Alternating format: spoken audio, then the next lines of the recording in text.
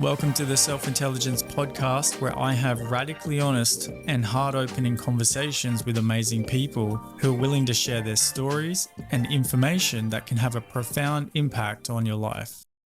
My guest today, who chooses to remain anonymous, was sexually assaulted for several years by her school teacher at the age of 15 and also by a neighbour at the age of 9. The trauma she had experienced in these formative years had led to a nervous breakdown and an identity crisis. For most of her adult life, she's been trying to get her old self back through personal development courses, therapy, coaching, and more to fix the pain she's been feeling inside. However, through all the attempts to fix herself, the relationship between the nervous breakdown and the sexual abuse eluded her.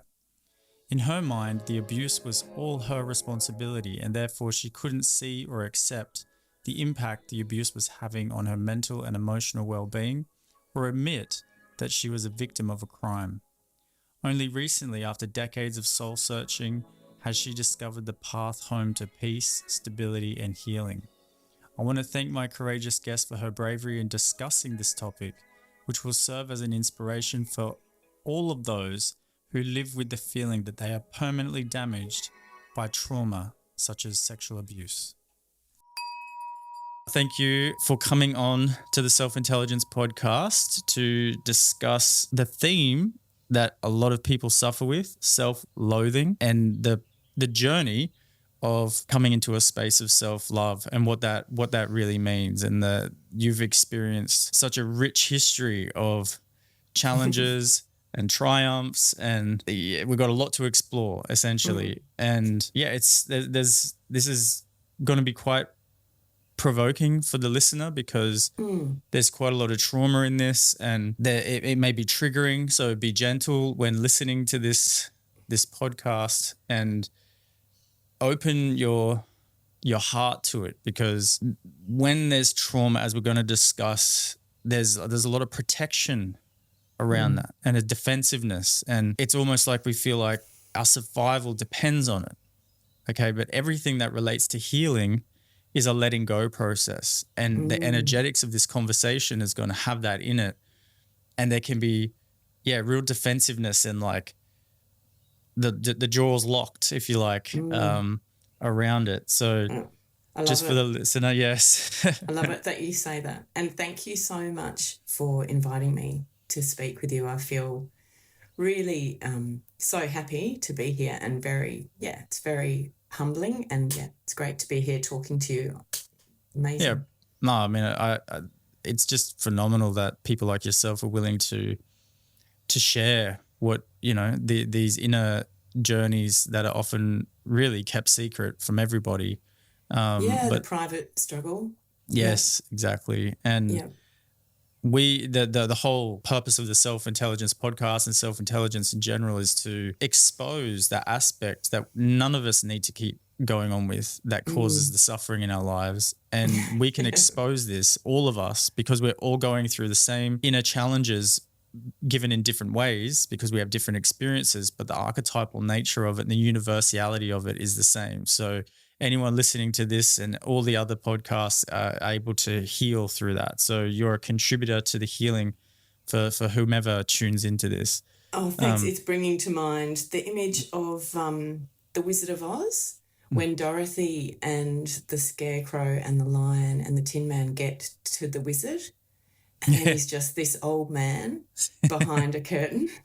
And it's like, hold on, he's just like us. Yes. He's just like me. Like, we're all kind of out there doing this show of who we can be and trying to do this thing. And, we're all doing that. Yes, exactly. We're all doing that. And underneath it there's so much room for authenticity and love when we can, that's kind of those defenses, isn't it? Yeah, exactly. Yeah. Yes. The defenses is all the trying, I guess. Let's kick this off. We've spoken in the background around what you wanted to talk about. Essentially, you've lived a life for a long time, years and years of self-loathing and berating yourself and being very judgmentally harsh on yourself and feeling like you've ruined your life and this type of thing. And the roots of that are very much pointing back to a trauma you experienced earlier on in your life. What would you, let us know about what that entailed and how that's had its impact on your sense of self. Okay, so there's one major moment in my life when I was 15 at school, and one of my favourite teachers, a mentor, I guess, for me, or he was supposed to be, ended up sexually abusing me over a couple of years. And in fact, prior to that, at around 9, I'd also had an experience of someone really physically invading me as a small kid in a swimming pool, someone I trusted. And I think that sexual abuse moment, it was at school. It was caught up in a whole lot of trying to be someone, I think, or, this moment in our lives when our identity is very kind of fluid and we don't really know who we are, and you're trying to, I don't know, be cool or be grown up or whatever you're doing. And so that moment triggered for me a massive mental and emotional breakdown. But the thing is, I didn't connect my breaking down and my really paranoia and all sorts of quite shadowy, dark things. I didn't connect that experience to the sexual abuse at all.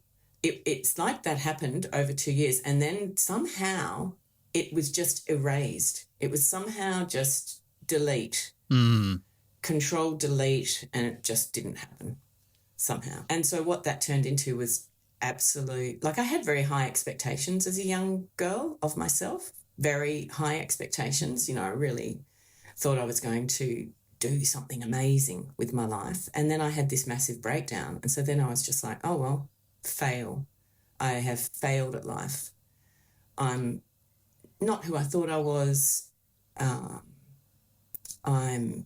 just so much awful language towards myself, which I also felt was deserved. I didn't hear it and kind of go, oh, that's really harsh. I was just like, yeah, you bet, you are absolute failure. Okay. Let's just around the sexual abuse topic itself. Yeah. I've been running workshops and trainings for a long time, and it would come out at some point, this conversation around trauma and abuse and things like this, and the rate in which people have experienced sexual abuse so much is diabolical. Like diabolical. Most hands will go up in the whole group, where you would think it would be a really rare kind of occurrence. Yeah, it is. It's like almost more common than rare, actually. Yeah, I would agree. Yeah, and with in these groups and in the community, particularly recently, also have become really compassionate and aware of the trauma of the perpetrator themselves. So we've had people admitting that they may have been inappropriate with their younger sister or brother or a friend who came over when they were younger and things like that. And the shame that they experienced of being that perpetrator has walked with them for their entire experience as well. So yeah, absolutely. That one, the sibling one, is that's come to my awareness over the last few years, and I can imagine that would be something very difficult to carry. Yeah. So let's just say there's a lot of shame and therefore the potential for denial at a very serious level, which is where you pointed to this delete process, right? Yep. And the energetic though is not lost. So the energetic plays out, but it plays out in complex ways because it's not being played out in its raw nature, which is the acceptance of, the embodiment of, and then the release of, and the natural process that happens with release of anything. It gets bottled up and then compensated for, And then very bizarre, it surfaces in bizarre ways that it's hard to connect back to what's really happening. So, that's exactly spot on. It's shame, I think. Shame, and that there's some deep part of oneself that doesn't want to be a victim, I think, that doesn't want to be made to be a victim, particularly of sexual trauma, because it has all this shame. So you kind of want to say, I didn't do that. Yes. I had nothing to do with it. It didn't happen to me. I didn't do that. But if I did do that, like if that was something I did, then I'll take responsibility because I wasn't a victim. I was there. I chose to, all this story that, particularly in the case of a young child with an adult and when that adult is, in a position of power and kind of they're the ones who should be, who need to be responsible, Yeah. particularly in that way, as a child, I think I tried to step into this, well, it's my responsibility. And of course, it wasn't my responsibility. yes. And, it wasn't my fault. And, in that sense, it shouldn't matter, I guess, what I was doing. Like I used to think it was my fault. And that's interesting. Because I didn't so much wanted to not be the victim, and yet that has played out so much all throughout my life, being the victim. Okay, let's look at that. So in the relative sense, there are victims and perpetrators in what happens in life. And then we get a different stage, which is the identification with these things. So whether that's the identification that I'm not a victim or the identification that I am a victim, the identification aspect is the damaging part, not being a victim or and so on, because that's just a fact of what takes place. Sometimes people get a little bit frustrated with, the spiritual world, so to speak, and this is where the bypassing comments fly around and all these types of things, victim bashing and da-da-da. I want to be really clear as we go into this conversation that that's not the case when it comes to this work, where the relative understanding of the victim perpetrator is acknowledged, and the removal of the identification of that energetic is also a part of the process. Otherwise, you end up just going around in circles and healing doesn't really take place. And in your case, you were in full denial that you're a victim of this circumstance. And then in a clever way, the ego becomes like a victim, but in all these myriad of other ways that don't seem related necessarily to this story. That's and right. Tell us a bit about your experience of being the covert victim and where that sort of played out in your experience. So I'm thinking about, the breakdown, because I guess that was the moment where, I had this very real experience of having been someone who I felt proud to be, I guess, someone I liked, to suddenly being someone that I almost didn't recognise and I couldn't believe was me. And I hated, I hated how I was behaving. I was disgusted that I couldn't, social situations were really uncomfortable for me. I suddenly felt that I was just really ugly and just really, really disliked myself. And so I guess I'm thinking about that moment and then deciding that I was a failure. And even so now when I think about it, it's like even in that story of I'm a failure, I've failed at life, you could actually see that that's such victim-y talk, that's such a victim language, but somehow I felt like I was avoiding, I don't know, like somehow I was not a victim in that, but actually I was. But I didn't realise that that's what I was doing. I was just going, I'm fucked, I guess. Or excuse my French. I don't know if I'm meant to say that.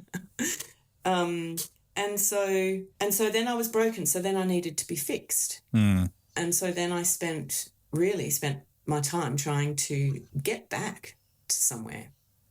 did that for years and then realised, well, I can't, it's no point trying to get back to somewhere. I have to be where I am.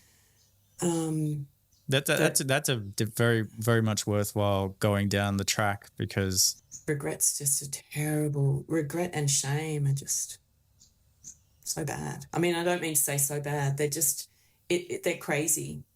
They really are crazy. If you're in a state of regret all the time about the way things have worked out, if you're constantly going around and around in a conversation about the way things are and how they should have been and could have been and would have been, that is actually crazy. It's insane. And I mean that in the kindest way. I don't mean that, in a labelly way. I just mean that that's illogical, irrational. The energetics of the victim and the perpetrator are simultaneous. Right. So if anyone identifies as a victim, the perpetrator energy is there with that. Yeah. So in the case that you bottle something, the perpetrator will actually be your own voice towards yourself, right? Yes. So you are now walking around being your ass kicked by your own voice all day, like just non-stop, just, hitting you. And then trying to get away from it, of course, or trying to, do something about this, having all these ideas that if I go back to some place, I might not have this voice, that's berating me anymore. Yeah, that's right. And and the way that showed up for me, which is also very tricky because it's another cloak of that I'm doing the right thing, that I'm going in the right direction to fix myself. Right? So this is the wave I'm riding. So what that meant was self-development, becoming a better person, becoming the best me, and that can become really dangerous because it. I'm not saying it always does. I'm not saying it's not right for a lot of people. But in my case, there were some things that were good about it, but there was still an inauthenticity about what I was doing. So it was always, I'm trying to be better. I'm trying to fix it. I'm trying to be more than, this completely unacceptable person that I am. Well, let's let the listener just tune in for themselves right now.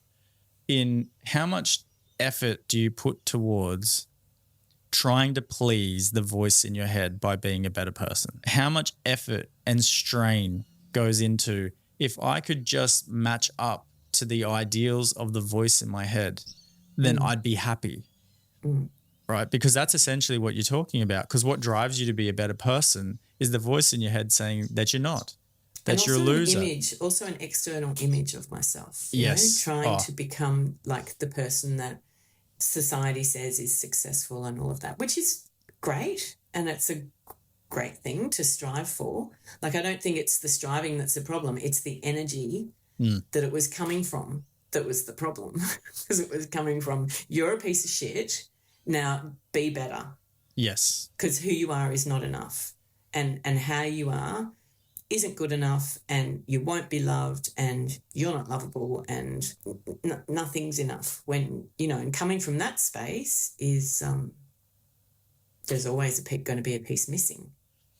So I'm never going to get there. I want to give voice to the person who's listening, who's like, I relate to everything that she's saying and I haven't had any trauma. Yeah, exactly. You're right. It's yeah, totally. I feel like I'm kicking my own ass. I don't feel like I'm enough. I care about too much what other people think. I regret all sorts of stuff. Yeah. So and it's like, and I don't have some story that I can justify that with. I remember having many students along the way that have been really frustrated. Like, at least they can justify why they're screwed up. Why am I screwed up? My parents were perfect. I didn't had any abuse. What's this about, right? Yeah. And then I need to mention the other version of that, which is someone who had hideous, consistent, constant trauma, sexual abuse, physical abuse, all sorts of things, and is thriving, is an amazing, thriving being who has managed, to find their way. Yeah. For a long time, I was kind of like, well, why am I, nothing's like my life's really good. Why am I feeling like this?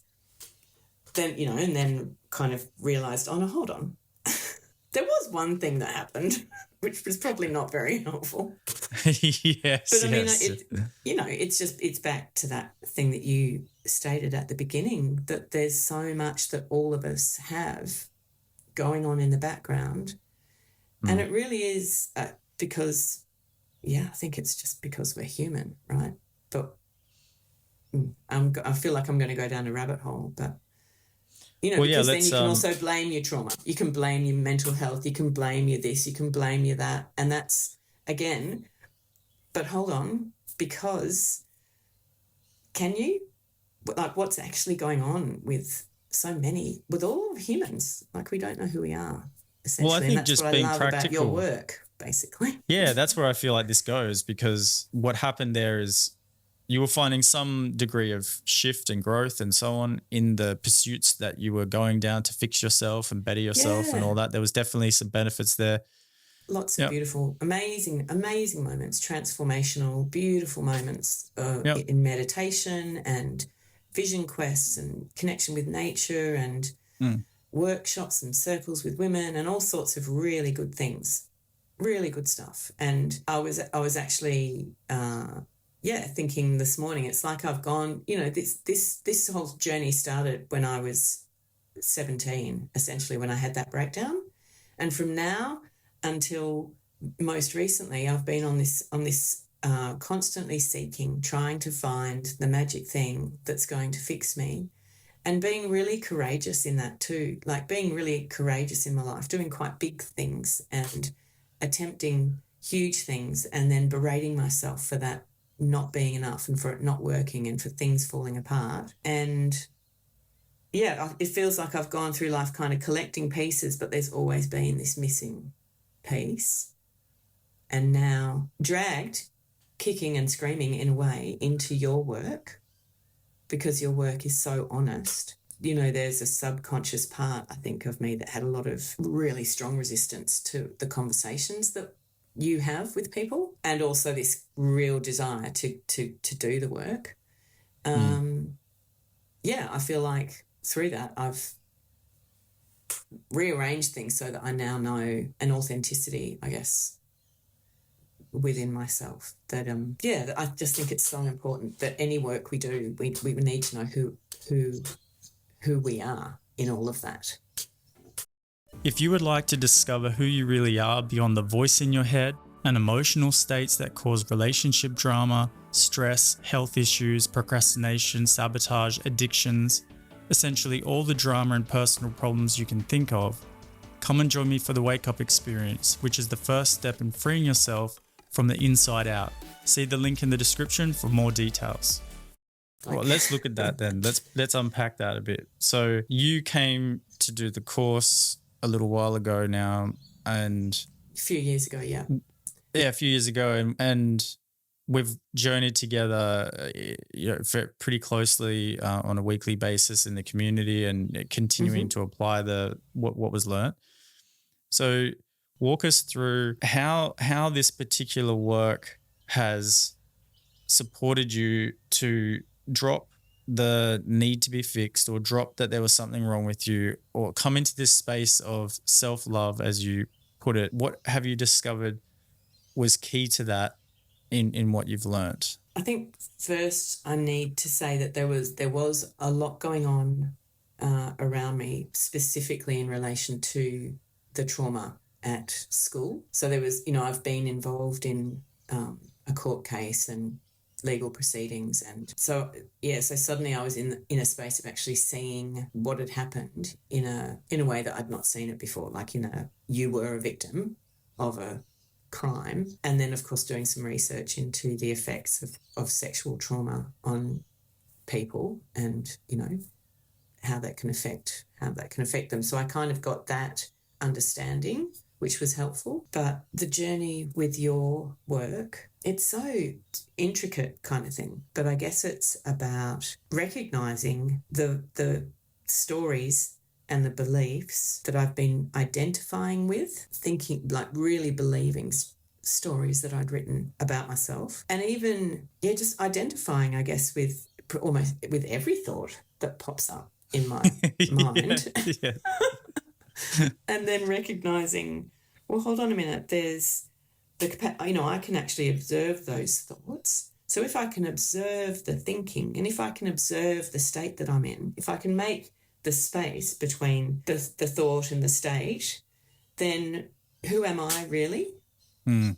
Then who am I? And I'm not, I'm not saying I'm not those emotions and things. Like, obviously that's a part of who I am. It's all a part of who I am. But the capacity to just put some space between, it's difficult to talk about actually, but to put some space between me, actual grounded feet, me at home in my body, present in the moment, and then just observing the way things are and not coming at it with, this isn't enough, this is really uncomfortable, or this is really too sad, or, whatever the thing is. I'm just being able to be fully present and open to whatever is there without needing to label it, I guess. Well, giving space is so much part of any healing process. Space is required for healing to take place on almost every level, right? Because things become way too congested and they become charged or stagnant or whatever the case is, right? Yeah, so intense. Yeah. So one of the practices that you got given, as well as everyone else, is the self-recognition practices, which on a daily basis, if people choose to do this, they recognize in a very practical and experiential way that all the things that I identify with, my body, my mind, my emotions, intuition, everything, is witnessed by me, who's beyond all of that stuff. And the instant that happens, spaciousness is happening. Whereas if you're not aware of that, then you have to be the thing that's presenting. There's no way out of it. You have to be it. So if you're if you have certain emotions or trauma or whatever, and there's no spaciousness of you knowing that you're the witness of those things, then you have to be the thing itself. There's literally no way out of it. And so it is challenging because to give something space requires letting go. I have to give space. I have to be willing to get my gripping hands off it for a second to let it kind of like flow in its own way or pass, for example. But when you've experienced trauma, it's like, no, I need to keep that together to protect myself. Essentially, there's a protection mechanism that's playing out, which is what those reactions are. And that's a bizarre process how that works, but essentially that's part of it. Now, everybody who hasn't discovered that they are the witness to all of this that we identify with believes everything that's going on in their head. Whatever's going on in their mind is somehow true or factual or has a place in reality. Yeah. And yet it's not looked at that what is being identified with is so inconsistent. Yeah. And if you really question it, there's not a lot of truth in any of it, right? It's assumed, it's believed, and when it's believed, it's felt. It's felt so deeply. It's like your whole body vibrates the belief itself. Yeah. I have to mention that throughout this journey, particularly since about 2018, when the invitation first came up to address what had happened, I really ended up going into such a state. I had nowhere to stand. I was so attached to everything. I was so in it that I couldn't actually reach that spaciousness, and which led me to taking some medication for that, to try and calm myself down. And, that was an interesting thing too, because all my life I have been so anti-medication. Yeah. Like anti. No way will I ever do that. And then eventually was just ground down by all the things, and there I am in front of the doctor, and she's like, and I just can't stop crying. She's like, I really think you need to take something. And my sisters for ages had been saying, you need to get some medication and you need to stop being so hard on yourself. Mm-hmm. And I'm like, I'm not hard on myself, and no, I'll never take a pill.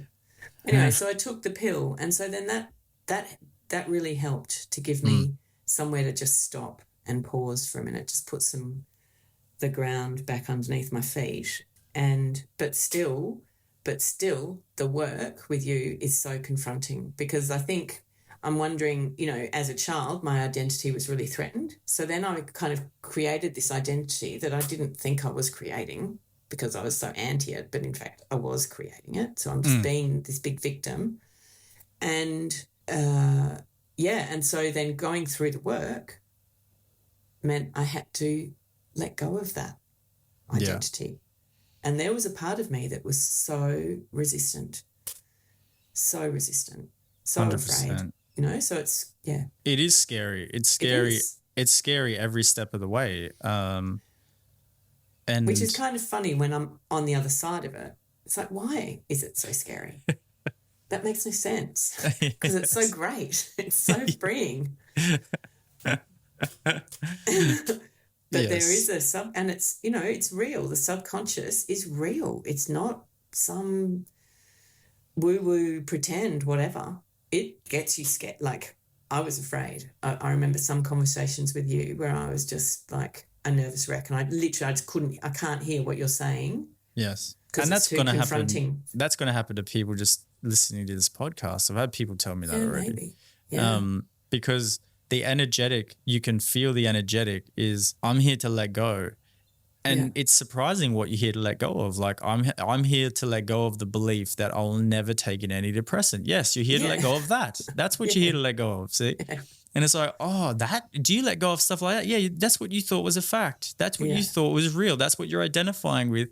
That is preventing the flow and support and naturalness of life, where you think and believe so strongly that not taking antidepressant is what it is to be natural, and it is not. Yeah. You see? Because I've had people ask me a lot, like, what do you think about, medicines and this thing and that? I say, look, I don't have a thought about any of it. That's the point.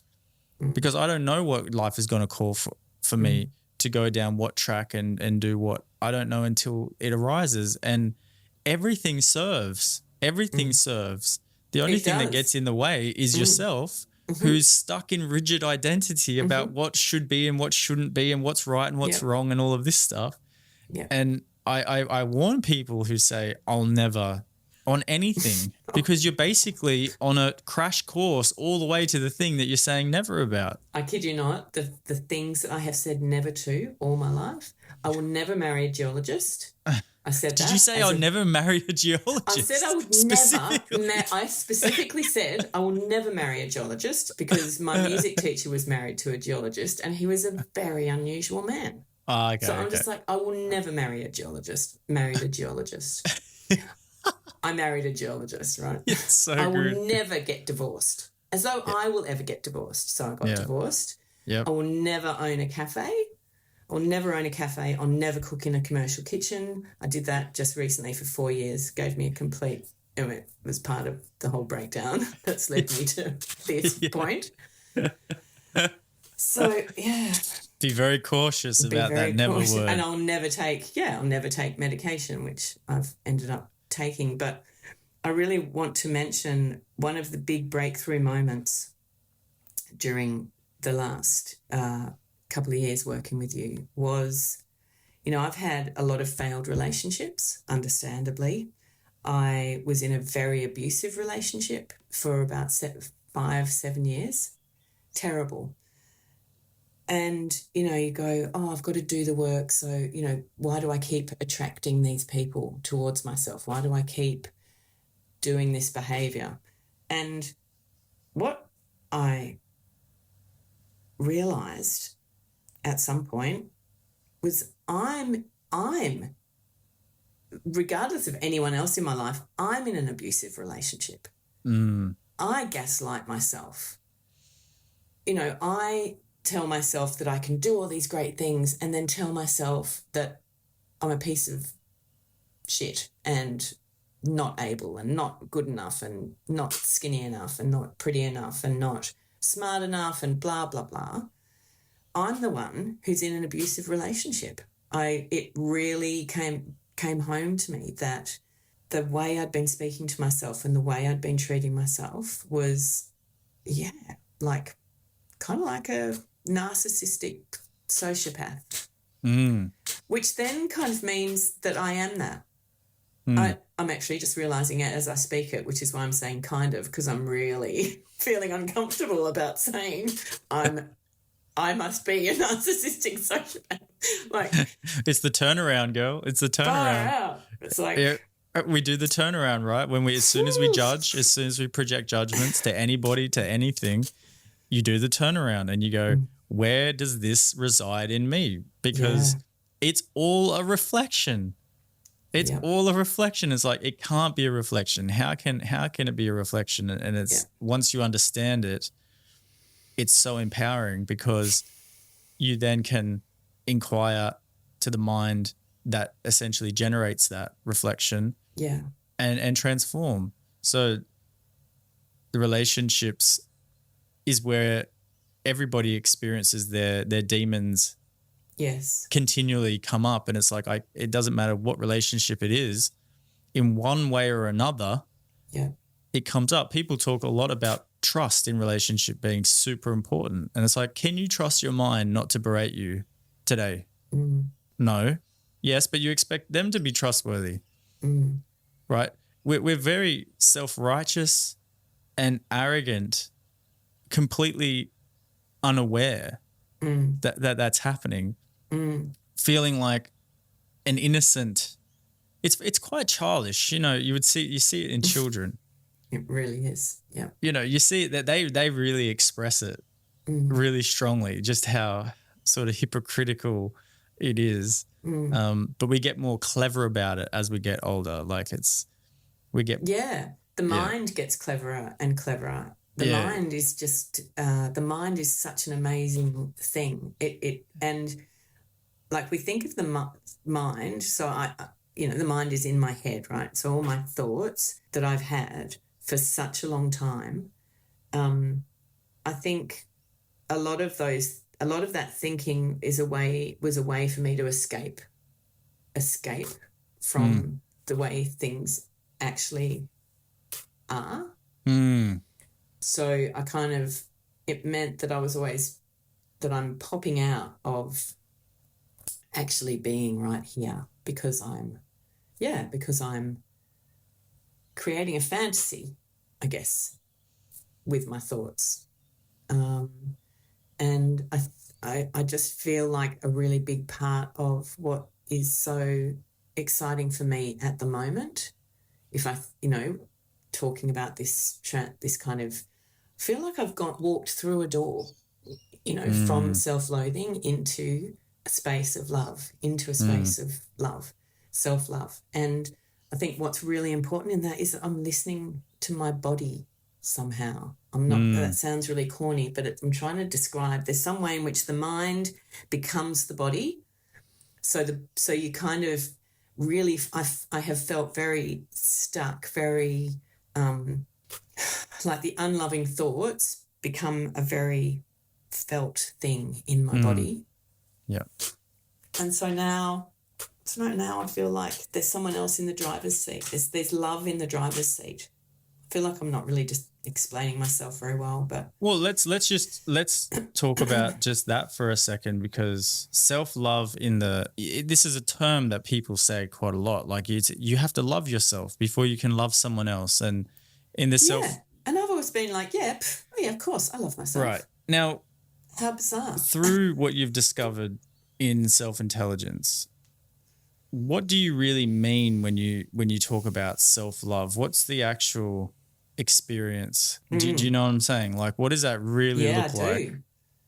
Yeah, I do. So that reminds me of the kind of first step into recognizing this abusive relationship that I'd been living in. So the first step in self-love for me was to accept life exactly as it is. There's no judgment, story, fix.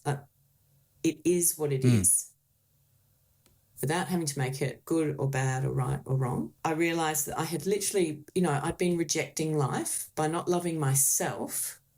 I'm not actually respecting life. Yeah. If that makes 100%. sense. So, And who accepts? Because you're talking about I accept. So who accepts? Because this one, you know, when we say the word I, right? When we say the word I, that word I points to different things, even though we would assume what that I points to, right? So who can accept? And it's funny because this is a belief, an intellectual understanding I've had for ages, is I am life. There's no disconnection. There is no me and life out there doing something. I am life. Love, whatever you want to call it. Eckhart Tolle says, you know, life is love. Love is life. The two are just the same. So, and I've intellectually understood that for a long time and firmly believed it. I would tell you that. You know, that's what it is. And then I was suddenly like, hold on a minute. Within self-intelligence, I was like, well, hold on a minute. If I am that, yet in my mind and within my body and my state, I'm rejecting it, that's not self-love. That's self-loathing, to constantly be rejecting what's on offer, because that's me. I am that. And so that's what I mean about self-love. You know, I have to just feel the discomfort and just kind of go, it's okay. Like a nice, gentle voice can say, that's okay. What's here for me in this moment of discomfort? And even saying those words sounds really cool, a bit twee, you know, a bit whatever. But, yeah, like it's, you know, a most recent example of just being with what is, which is, this is a very day-to-day mundane example, but I've been living in my apartment and just living in a mess. I've just been living in an absolute foul mess. Clothes everywhere, mountains of clothes, unwashed dishes, like getting the fry pan and just kind of I used last night and then kind of just running it under the water and then just sticking it back on the oven and stove and doing some more cooking on it, like just scraping scraps off the plate and reusing it, like really full on messy, that I've not really ever just surrendered into before in my life. And I there's part of me just going, no, just stick with this. This is a process. And it was just like, accept that I am just too lazy, can't be bothered. I'm not cleaning. I'm not picking up those clothes. I'm just going to, you know, rifle through things and put something, I don't know. And in that process, I kind of got to a place of loving myself exactly as I was. And that's been a bit bizarrely, I can honestly say, just living with my shit. And we could hear this as a metaphor, but just living with my shit and just sitting in my shit for a good length of time and not struggling against it has been really helpful in coming out the other side and going, hold on a minute. Do you know what? We don't need to give up on life. You don't need to just keep treating yourself like this. We could actually, I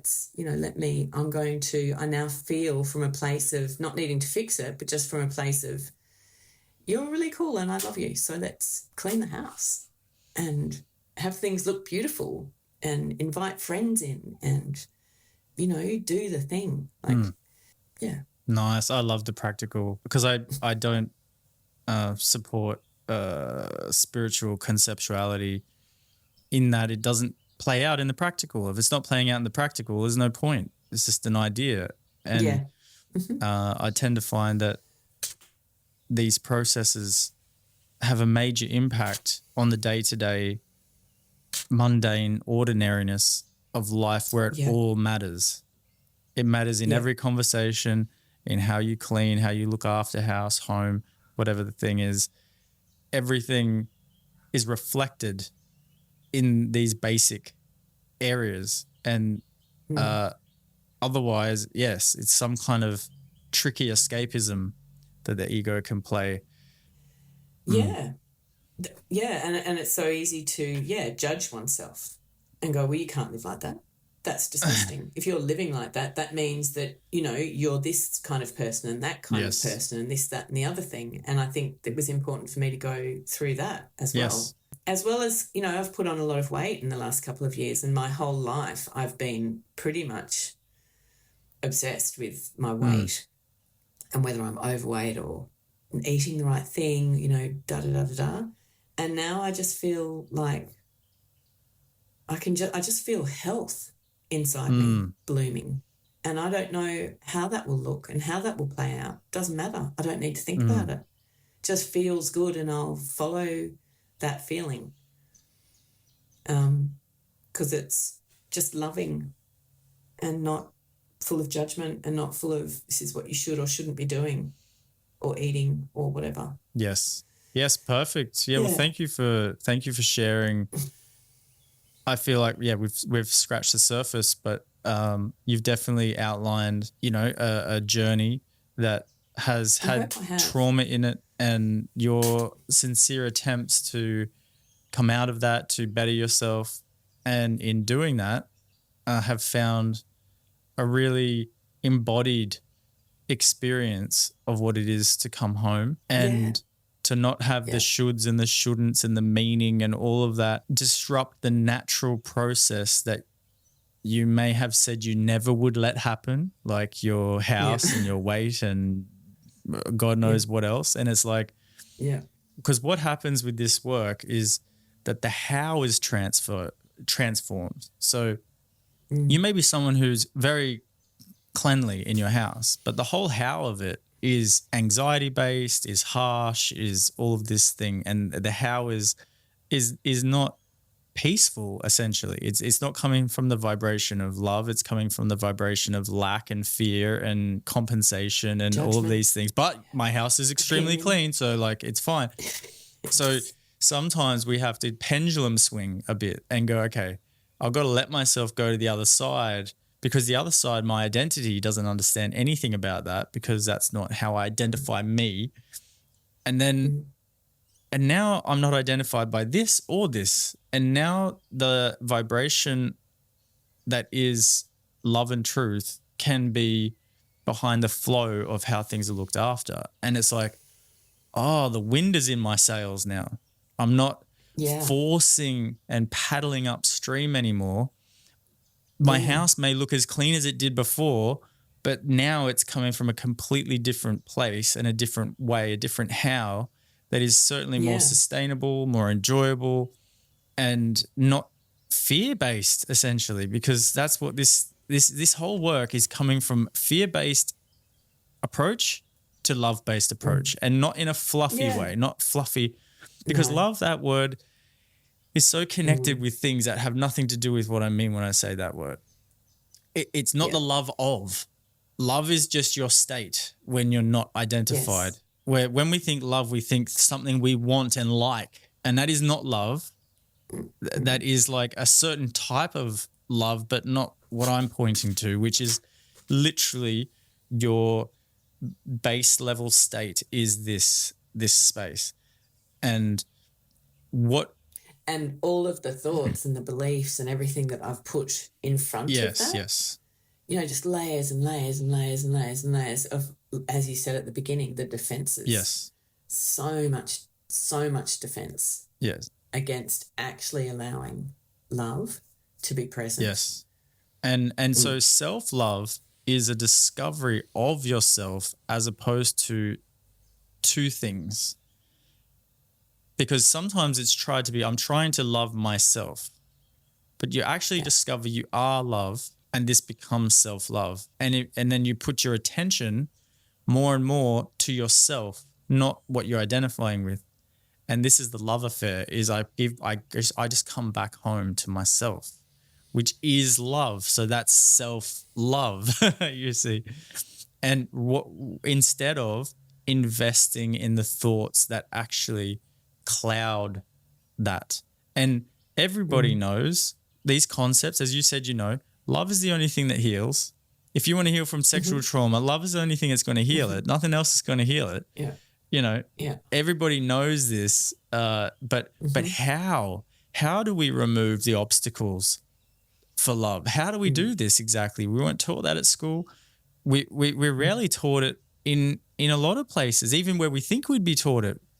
You see what I mean? And if you would like to download a free beginner self-recognition guided meditation audio to start your journey of healing and freeing yourself from the inside out, see the link in the description or go to selfintelligence.com. Yeah, I do. I mean, I've been in, for years I was part of a meditation, a kind of Hindu-based meditation group. And then I moved on to another meditation group. And all of them definitely spoke to what we, this spoke to the central idea of self-intelligence, but never actually talked about, never actually said this is the thing. Yes. We were still kind of, one of the things was, meditate from your soul, that, I'm a soul and God is this supreme soul that's never been touched by karma or any of these difficulties. And if we just tune into that soul, then we'll understand who we are. Which is beautiful, but it's not actually the practical day-to-day nitty-gritty. It's like, hold on a minute.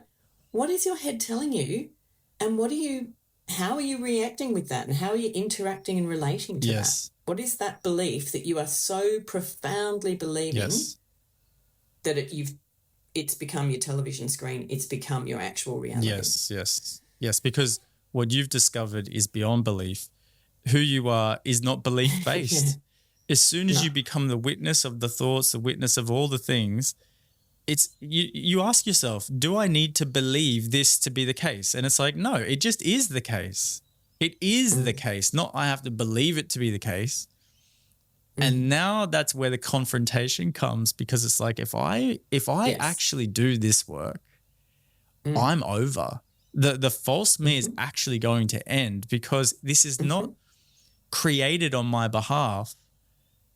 I'm now dealing with a fact, and the fact is going to end me. Whereas if I can create the God out there and the spirit and the da-da-da-da, well, I can keep it going and keep this creation going and that creation going. It's like, what is one of the, instructions continually with self-recognition is recognize the uncreated, not create anything.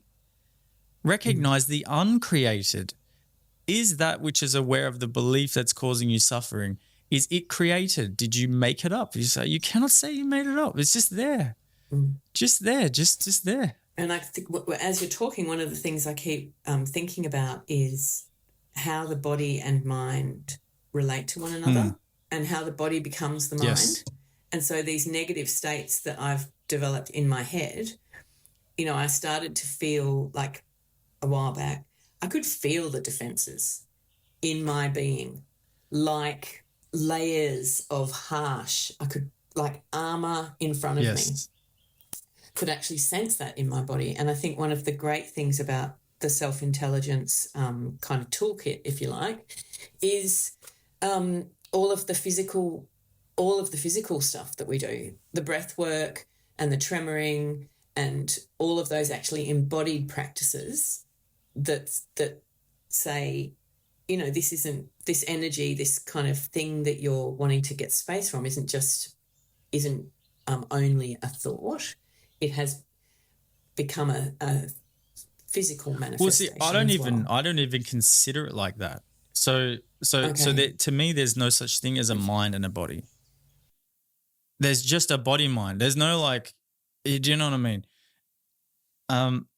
And once you're sensitive enough, you experience that. And because, one of the first things we did together was emotional anatomy, right? And so it was showing people how the shape that you've taken within yourself, which is identity, the shape that how you refer to yourself, like this sense of me inside, which is not who you are because you're witnessing it. It is physically, it literally embodied throughout your entire system, in your posture, in the health of your tissue. Everything is embodying this shape that you're taking. So if you're in the victim, the regret, self-hatred, all of this, 100% will be showing up in your physical tissue of your body. And then the question was, okay, this is profound to see this, because guess what? In our world, we don't even recognize there's a body-mind connection, which is just completely bizarre. I mean, Yeah, so it's two separate it's things. like literally treated as two separate things. It's like that is like so far from the practical truth. And there's so much science showing the body-mind connection. So I don't know how this is avoided. Anyway, I would get the question, okay, I get it and I see it and I feel it, and yes, but how? How then do I remove those defenses? How do I shift the belief systems within myself that are creating this constantly thing? And I was like, you know what? That's the most important question. And all of this will become a distraction to that. So that's when I dropped that whole chapter and went, I'm going to focus 100% on the how, because really that's where it makes a difference in someone's life. Right. Yeah. Even though all of that other stuff I did there had a lot of purpose and support and awareness for sure, and like awakenings and so on, I was like, no, I want people to have practical skills, habits in their life that fundamentally change this relationship that's going on inside, that they feel like literally empowered in no different way to learning how to drive a car or brush your teeth. I know how to do it. I know how to do it. You see what I mean? Not like a concept that you don't know how to do. So if you're ever in a storm in your mind, something comes over you, which will happen, then you instantly, because it's a habit, you will instantly be aware of the nature of the vibration of the thoughts that are creating that, and you'll be instantly able to employ the skills and processes that don't let that take off and become like a thing. It's like, no, I can nip this. And the way that I do that is so simple. So like, how is it that we weren't shown this before? Like, this is the thing that a lot of people struggle with this work, is that it's like, but if I really apply this, it's going to contradict my whole lifetime of suffering. What it's going to mean is, I didn't have to suffer my entire life. It's like, no. I've got to make that suffering mean something. So I'm not. Yeah, that's actually, right? That's true. That reminds me of, when there's awareness, then I could start to reflect and see myself very, very clearly. Yeah. And that's very uncomfortable. Yes. When I say myself, I mean, so what I could see clearly was all of the story, all of the beliefs. I could see the self-righteousness. I could see the victim. I could see the perpetrator. I could see the abuse. I could see all of this person. And that's uncomfortable. Yeah. Getting through that, because then I had to love that. I had to accept that. Yes. That was the way through. Yes. There's no avoiding that. There's no, I can't go do anything with that mountain of poo other than, climb over it or go through it. Yeah. That's definitely, that's the scary part, I think, actually. I think that's the scary part, is just looking and being willing. That's what it was for me anyway, looking and being willing to go, okay, yep, you did all of that. You are that, and I'll love you because, I had to choose love, because I couldn't keep doing what I was doing. Yeah, exactly. And it's a good thing that you are love. So the choice is so on your side. So let's thank you so much for coming on today to reveal all of this and to be an inspiration I hope it's been helpful. Well, I think for those who've experienced trauma, those who've experienced trying to fix themselves, those who've experienced self-hate and feeling as though, I'm basically just going to have to manage this, going to have to just carry on with the burden. I feel we'll be very inspired by this conversation, that it's possible to come through the other side and be very clear. You've really put a sincere foot forward with this and really given it every angle that you could to come to this place. And so I'm really grateful that I've been able to witness that journey for you as well, and everybody else. So yeah, big appreciation. Thank you so much, Chris. Thanks so much. It's been great to talk, as always. Thank you for listening to this episode. If you got value out of this, please share it so that other people can benefit also. If you are fed up with the drama, overwhelm, or suffering going on in your life, and you would like expert guidance and support tailored to your situation, come and be a guest on the Self-Intelligence podcast. Don't go another day confused how to address the challenges you are facing. If you want to be a guest, go to the link in the description below. And for more information about self-intelligence, including joining my next Wake Up experience or detailed information about my self-intelligence course, go to selfintelligence.com.